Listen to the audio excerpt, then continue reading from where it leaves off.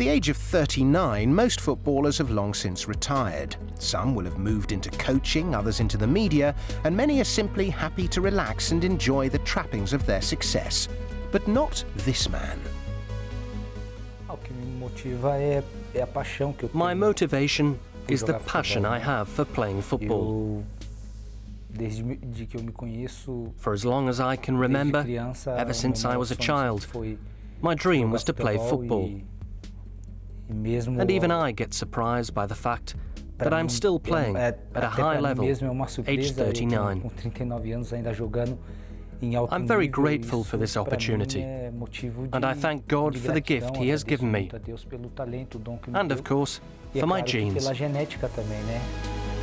José Roberto will turn 40 during the FIFA World Cup, a tournament that first awakened his passion for a game that would become his career. When I was a kid, I used to watch the World Cup on television, and when the games were over, I would run into the street screaming that I was Romario. My friend would say that he was Tafarel, another would claim to be Junior, and someone else would pretend to be Socrates. So when the child becomes a man, when he grows up, his wish is to become a football player, because he's watched his idols on television. This was my train of thought, and it's a similar story for the majority of kids in Brazil. José Roberto's career began at Portuguesa. Brief spells at Real Madrid and Flamengo followed before a move to Germany, where he would spend 8 successful seasons with Bayern Munich, and initially Bayer Leverkusen, with whom he reached a UEFA Champions League final in 2002. It's a club at which I was fortunate to play with some great players, like Mikael Ballack, Jens Novotny, Lucio, Bernd Schneider. Our team had great players, players who weren't selfish at all. We played as a team, and I think that was the main reason why we were able to reach that Champions League final and write our names into the club's history.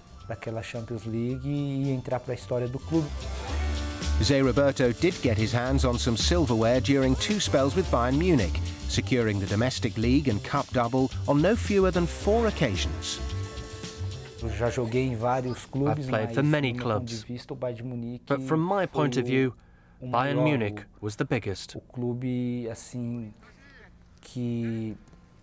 It was there that I gained more visibility on the international stage, as it's such a successful club. They have won a record number of Bundesliga titles, and it's a club that very often reaches the Champions League final. His success with Bayern earned him regular call-ups to the national team, for whom he made his debut in 1995. He made a substitute appearance at the FIFA World Cup in France 3 years later, but surprisingly missed out on the squad that would win the trophy in 2002. Unfortunately, I was left out at the last minute, but I still supported them a lot. Every game that they played, from the first match to the final, I imagined myself being there. Unfortunately, I was on the outside looking in, but that only gave me more motivation to work hard, to work towards my dream of playing in a World Cup.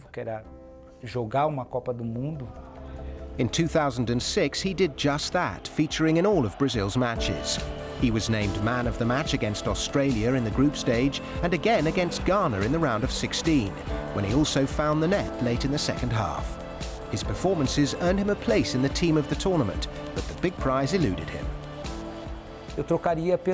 I would swap that for a winner's medal, most certainly. Unfortunately, I didn't lift the trophy, but I left the tournament with my head held high. And I was happy that I'd done a great job. I did my best. At that point in time, I knew that my turn was over, having played for the Brazilian national team for many years. 8 years, 3 clubs and many games later, José Roberto is back in Brazil with Grêmio and will be one of several million interested spectators in his homeland when the 20th FIFA World Cup gets underway in June. Brazil have been world champions on 5 occasions, and we have a huge chance to win a 6th World Cup. especially as we'll have the advantage of playing the tournament on home soil. It's obvious that you cannot disregard Germany, you cannot discount Argentina, and you certainly can't ignore Spain. So I think that those 3 or 4 teams, along with Brazil, are the favourites to win this World Cup.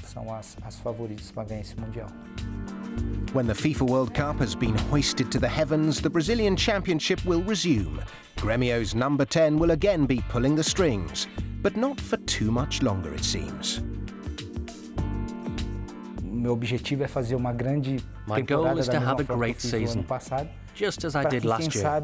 So hopefully, when I turn 40, I'll be ending my career on a high, ready to concentrate on other things, to have more time for my family, to look for something different to do, outside of football. It's been quite a career, but all good things must come to an end.